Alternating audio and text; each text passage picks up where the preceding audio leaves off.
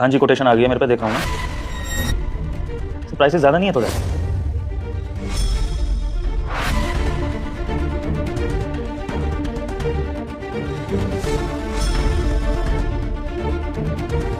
Sir वो meeting fix कर दी थी हम लोगों ने। हाँ जितना मैं करता हूँ बात कर रहा हूँ। हाँ सर, बस टाइमिंग्स बता देना। चलिए ठीक है सर, लेकिन वही प्राइसेस रिव्यू करना चाह रहा था मैं। सर मुझे भी देर हो रही है सर, वो बस छूट जाएगी मेरी। अच्छा हाँ, तुम्हें देर हो रही होगी ना, तुम निकलो, मैं तुमसे कॉल पे बाद में बात कर लूँगा। जाओ। ठीक है सर।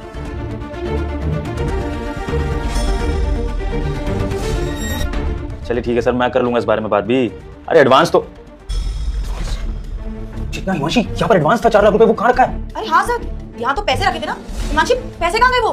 मुझे नहीं पता मैम, बॉस मुझे नहीं पता पैसे गए। एक मिनट, अब हाँ शर्मा जी, हाँ मैं कह रहा था कि एडवांस रेडी है, कल मिलते हैं, मैं कल सबमिट करता हूँ एडवांस। हाँ मिलके बिल्कुल, कैश ही रखा है मेरे पास। Okay thank you. क्या बात कर रहे हो आप दोनों, यहाँ पर 4 लाख रुपए कैश रखे होते शर्मा जी को एडवांस देने के लिए, और आप लोग कह रहे हो कि है नहीं, कहाँ गया कैश वो? सर मुझे कोई आइडिया नहीं है कि पैसे कहाँ चले गए हैं। सर इस कमरे में हम तीनों के अलावा एक और इंसान, वो सिक्योरिटी गार्ड, और कितनी हड़बड़ी कर रहा था जाने में। पक्का उसी ने पैसे उठाए होंगे सर। हाँ सर, ये गरीब लोग ना ऐसे ही होते हैं, मुझे लगता है कि वही पैसे चुरा के भागा है। बड़ी जल्दी में भागा था, आप उसे बुलाइए ना, उसके पास हो सकते हैं पैसे। तो ऐसी बात है तो उसको बुलाना चाहिए ना, वो तो गाँव निकल जाएगा अपने। गार्ड ऊपर आओ एक बार।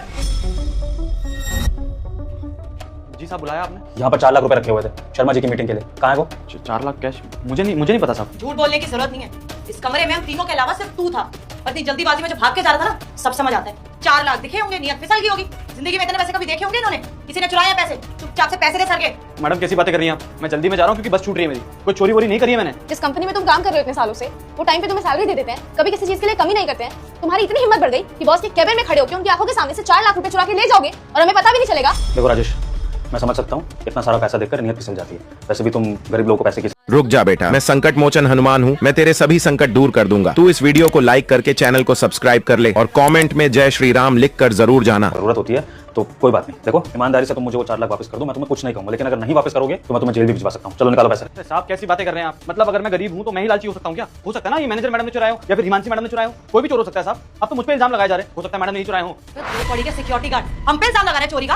हम क्यों चोरी करेंगे? एक तरह ना गरीब नहीं है कि हमें घटिया काम करने की जरूरत पड़े। 1 लाख रुपए सैलरी मिलती है मेरे को महीना, और उसको 70,000 रुपए। हम दोनों को जरूरत नहीं चोरी करने की, और अब यहाँ पे फंस रहा है सर, तो बस बातें घुमाए जा रहे हैं और कुछ नहीं, ताकि इसका बैग चेक ना हो और यहाँ से किसी ना किसी तरीके से निकल जाए। एक मिनट शांत हो जाइए, चेतना आराम से बात करो उससे, क्रिटिकल सिचुएशन है, हमें चिल्लाना नहीं चाहिए। देखो राजेश, तुम्हें अगर पैसों की जरूरत है, मैं तुम्हें वादा करता हूँ बाद में मैं तुम्हें खुद और एक्स्ट्रा पैसे दे दूंगा। मैंने तुम्हें भी गांव जाने के लिए एडवांस दिए ना, फिर उसके बाद क्या जरूरत है पैसे चुराने की? मैं तुम्हारे आगे हाथ जोड़ रहा हूँ कि पैसे मुझे वापस कर दो। ये शर्मा जी को देने हैं, अगर हमारी डील कैंसिल हो गई इस चक्कर में तो पूरी कंपनी का नुकसान हो जाएगा। इन लोगों की सैलरी कहाँ से जाएगी? तुम नौकरी कैसे करोगे? देखो छोटे से लालच के चक्कर में तुम अपनी जिंदगी बर्बाद कर रहे हो, मुझे पैसे वापस कर दो। साहब मेरा गुनाह क्या है? बस इतना ही गुनाह है ना मेरा कि मैं गरीब हूँ, लेकिन साहब आप भूल रहे हैं कि कैबिन